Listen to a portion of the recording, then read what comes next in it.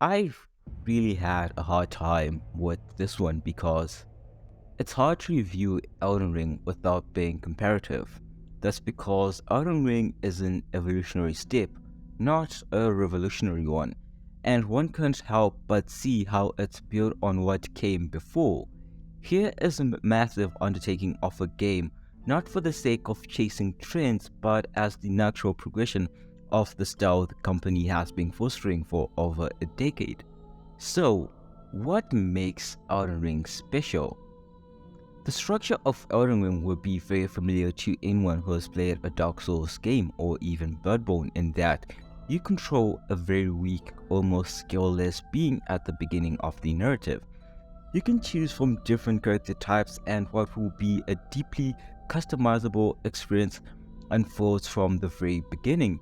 You can chart your development in very different ways, prioritizing attributes that turn you into a strong warrior or a powerful sorcerer as you battle enemies in the lands between. Now, Elden Ring is a masterpiece, having mastered the art of showing without telling.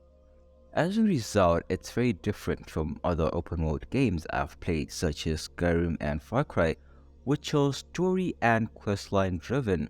Now, there's a story, it's just one you're allowed to find out on your own. Miyazaki and R.R. Martin's partnership into this title's birth was one of incredible beauty, as story was well conveyed through the land bosses and NPCs.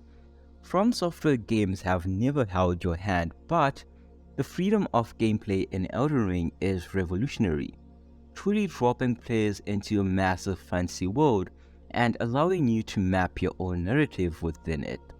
From the get-go, Elden Ring doesn't impose any particular playstyle or route on you. You are completely free to do what you want from the very start of the game.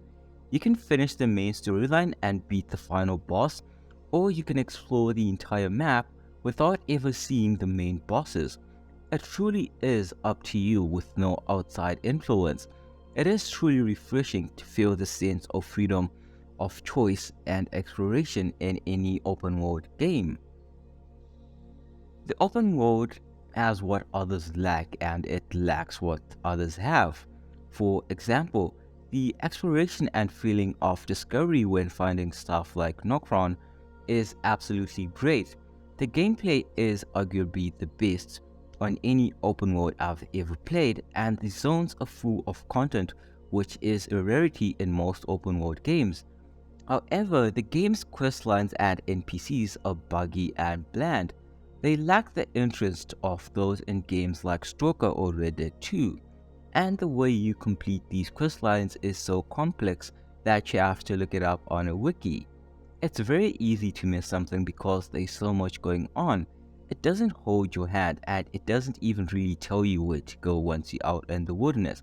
You have to work at your own pace, discover things on your own, which I found to be sometimes fun and annoying because the lack of dynamic events in the open world makes it feel very static and empty. Mobs don't interact with each other in any way unless it's a scripted fight. There are no NPCs, merchants traveling around the world.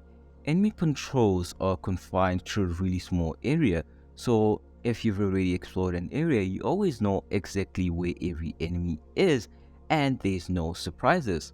Without any sandbox elements like these, it makes the game a lot less replayable than it could be. The best parts of Elden Ring, in my opinion, have nothing to do with the open world.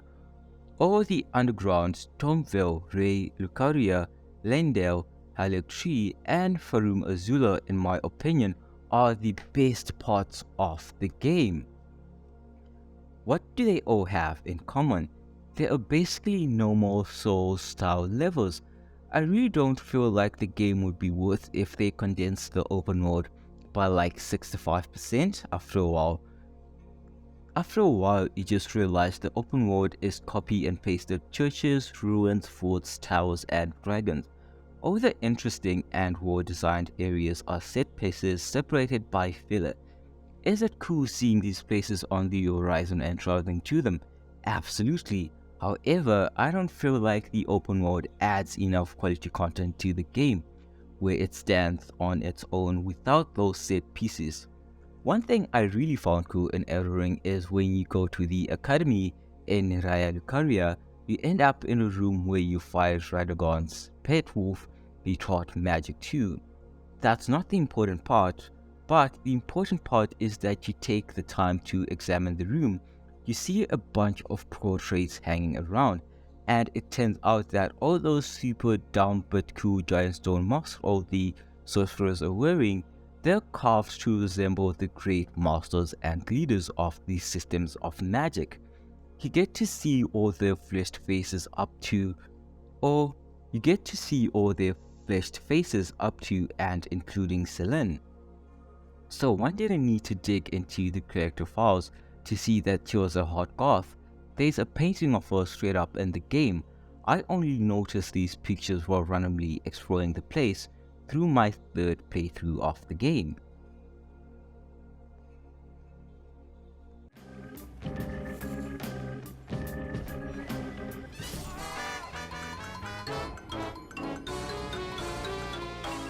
Now, the learning curve of Souls combat has always been extremely high. It's a system of trial and error. You have to be patient to master it all. Errors you make have deadly consequences, but once you get the hang of it, it's super satisfying and very responsive. Fights in Elden Ring are precise, intense dance focusing on stamina management and pacing between the player and the enemy. Attacking at the wrong time or too frequently can leave a player vulnerable, and an empty stamina bar puts the player in a stunned state that is easy for enemies to exploit. Now, some enemies are staggered when you hit them or block their attacks. Others don't and keep hitting you like nothing happened. Sometimes you can avoid a frontal attack by dodging towards the side or the back of an enemy. Other enemies while already in an attack animation will suddenly perform a 360-degree turn and hit you anyway. Projectiles like arrows, bolts, ballista shots are like guided missiles that turn mid-air, following and hitting you even if you've moved sideways or even dodged them. Now, the biggest problem I had was the way you engage with enemy combos in this game. They had it nailed in Bloodborne and Sekiro, where in Bloodborne you actively engage in what feels like a dance of death that you were as active in as the boss, but in Elden Ring you just stand by in the distance in most cases and wait for the boss to finish the combo. They were literally enemies similar to the Royal Revenant in Sekiro, the Wolverine Spider things, which he had a mechanic in place to respond to the fast-paced attacks and actually engage in a fun way rather than engaging in a grueling, drawn-out and unfun fight. Cheese from a distance with magic or just using healing spell to opt out. At times it feels like the game is soft-locking you into an INT build, which would be fine if the game actually made it clear from the start. In Bloodborne and Sekiro they made it clear that this is the way you meant to play, but in Elden Ring it's just making it unfun. The problem is not the difficulty, it's just that the combat feels unfun at certain points. I would rather have 10 offensive course with Bloodborne mechanics that I could actually engage with instead of one milk it where I stand in the side and wait my turn to attack once or twice and back up again. The combat isn't perfect, but in my opinion, with a lot of practice and patience you can make it work.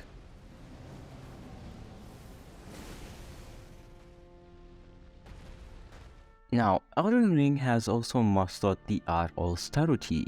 For example, for a game like Skyrim, there are various elements such as the character dialogues, leveling system, various landmarks that I could clearly point to in contributing to the game's success. However, this is not the same with Elden Ring. It's hard to place my finger on one specific thing that makes the game so enjoyable.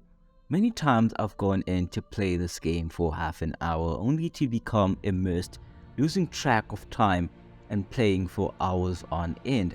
I believe that it's each of the game's features, its combat system, transportation, landscape, lore, storytelling that complement each other in a way that none of them are overbearing and at the same time come together in such a fluid manner that I as the player can't notice it, and I'm drawn into a level of immersion that I haven't felt from any game before.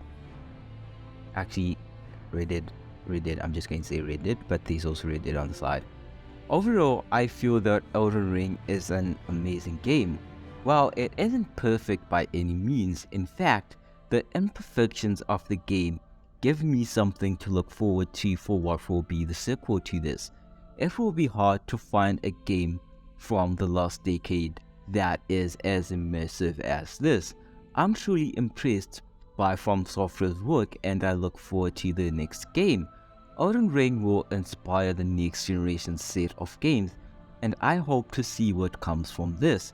I've thoroughly enjoyed playing Elden Ring and I hope to see you two enjoyed it, or you enjoy it if you haven't actually played it.